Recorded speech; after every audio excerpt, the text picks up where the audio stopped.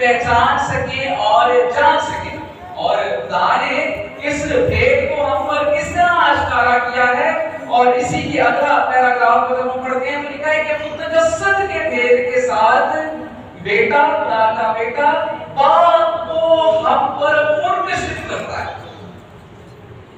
بیٹا جو کہ متجسد ہوا، کلمہ متجسد ہوا یوحنا کی انجیل اس کے پہلے باب میں، وہ جب متجسد ہوتا ہے، انسان بنتا ہے، تو بیٹا اپنے باپ کو ہم انسانوں پر منتشر کر دیتا ہے، جس کا مطلب یہ ہے کہ باپ اور بیٹا ایک ہیں، دونوں کا جوہر بھی ایک ہے. اور پھر روح القدس جسے باپ بیٹے کے نام پر بھیجتا ہے.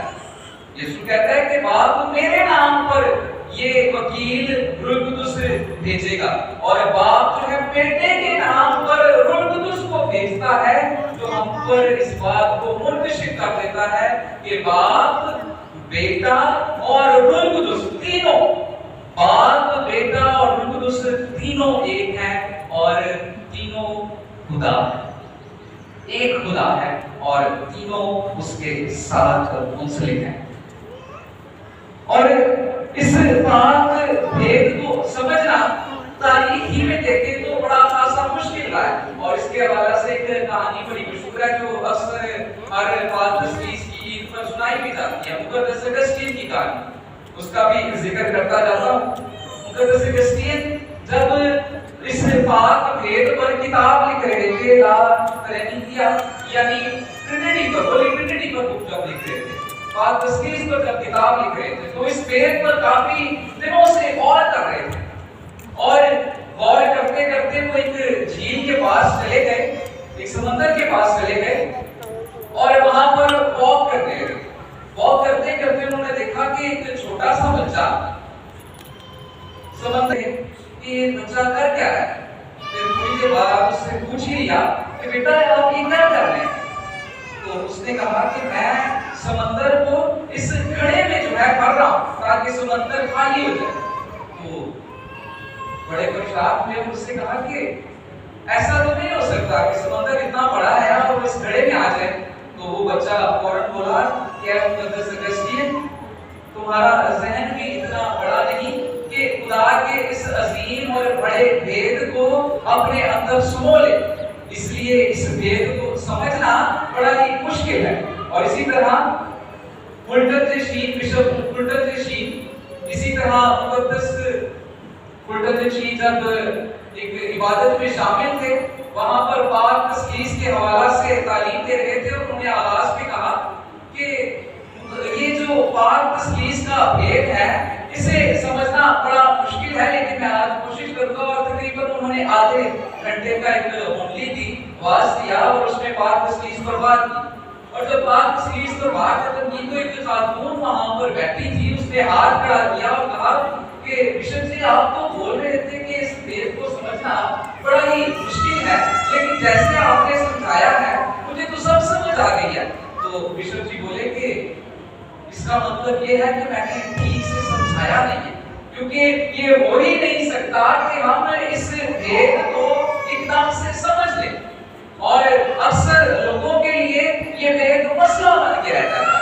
آج میں اس مسئلے اور اس بھید کے درمیان فرق کو جو ہے وہ آپ کے سامنے بیان کرنے کی کوشش کروں گا، کیونکہ مسئلہ وہ ہوتا ہے جو تھوڑی دیر بعد خود بخود ہی سالو ہو جائے، حل ہو جائے. لیکن بھید وہ ہے جب تک خدا نہ چاہے انسان اس بھید کو سمجھ نہیں سکتا. اور اس بھید کو سمجھنے کے لیے خدا کی مرضی اور روح القدس کی رہنمائی کی ضرورت ہوتی ہے.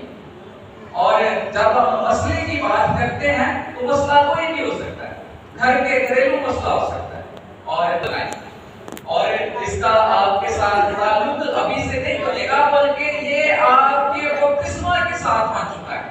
یاد کریں وہ دن جب آپ کا بپتسمہ ہوا تھا اور فادر جی نے جب بپتسمہ لیا تو اس وقت کیا کہا کہ میں تجھے باپ اور بیٹے اور روح القدس کے نام سے بپتسمہ دیتا ہوں. یعنی آپ کا تعلق اسی دن سے اس پاک تسلیس کے ساتھ بن گیا، اسی دن سے آپ پاک تسلیس کے ساتھ منسلک ہو گئے ہیں، جڑ گئے ہیں. ابھی آپ نے وہ دریافت کرنا کیا آج بھی آپ پاک تسلیس کے ساتھ منسلک ہیں؟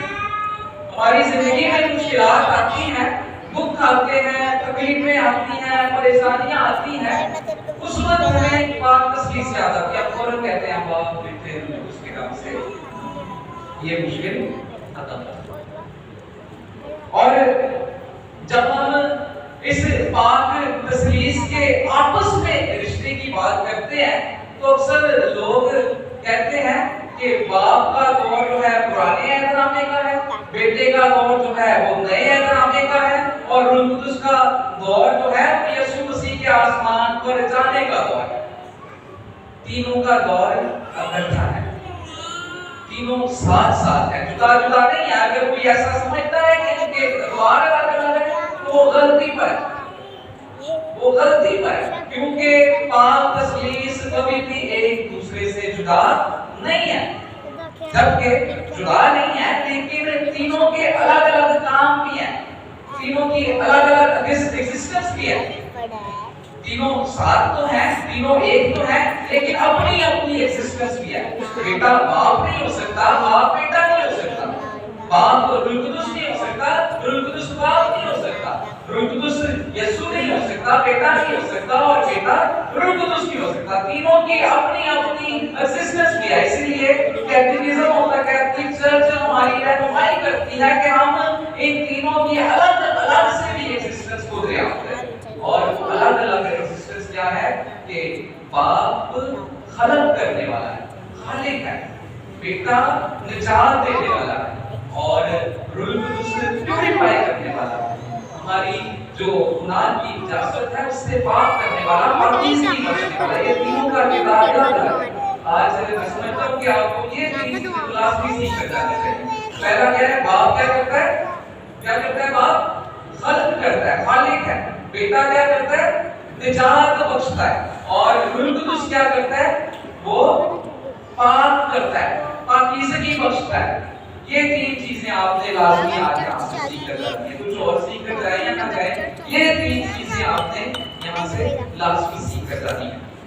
اور جب ہم بات کرتے ہیں کہ باپ خلق کرتا ہے تو اس کا مطلب یہ نہیں کہ اکیلا باپ خلق کرتا ہے، بلکہ وہاں پر روح القدس بھی موجود ہے، وہاں پر یسوع بھی موجود ہے۔ اسی واسطے جب ہم تکوین کی کتاب پڑھتے ہیں تو وہاں پر لکھا ہے کہ خدا یہ نہیں کہتا کہ میں دنیا کو خلق کروں، بلکہ کہتا ہے آؤ ہم مل کر خلق کریں، آؤ ہم انسان کو اپنی صورت پر خلق کریں۔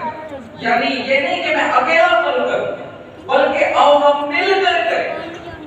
یہ آؤ کا لفظ جو ہے خدا کے ساتھ بیٹے کا ہونا اور روح القدس کا ہونا دونوں کو ظاہر کرتا ہے۔ اور اسی واسطے جب ہم یوحنا کی انجیل اس کا پہلا باب پڑھتے ہیں تو پہلی آیت میں بھی یہ لکھا ہے کہ ابتدا میں کلمہ خدا کے ساتھ تھا، ابتدا میں کلمہ تھا اور کلمہ خدا کے ساتھ تھا۔ کلمے کا خدا کے ساتھ ہونا ظاہر کرتا ہے۔ پہلی کتاب تکوین میں بھی وہی ہمیں تعلق نظر آ رہا ہے، اور یوحنا کی انجیل اس کے پہلے باب میں بھی، دونوں ابتدا سے آغاز کرتی ہیں۔ میں پہلے بھی اس کے بارے میں بتا رہا تھا کہ تکوین کی کتاب کا بھی آغاز لفظ ابتدا سے ہوتا ہے، اور یوحنا کی انجیل کی کتاب کا بھی آغاز ابتدا سے ہی ہوتا ہے۔ دونوں کا لفظ ابتدا سے آغاز ہوتا ہے، جو دونوں ہمیں کریشن کے بارے میں